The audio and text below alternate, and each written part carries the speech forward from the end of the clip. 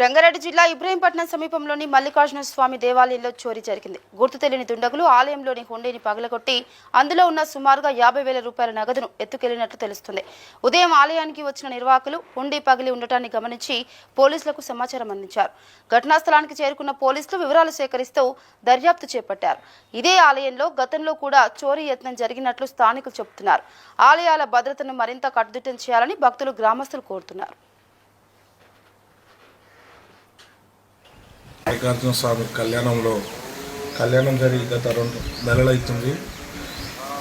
గత 1 మంత్ కింద సేమ్ ఇదే విధంగా ట్రై చేసారు, పగలలేదు.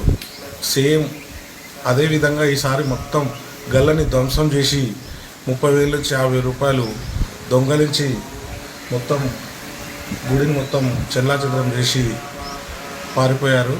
పోలీసులకు ఇంతకుముందు కూడా గతంలో ఇన్ఫామ్ చేయడం జరిగింది. అలాగే సీసీ కెమెరాలు కూడా నిన్ననే ఏర్పాటు చేయడం జరిగింది.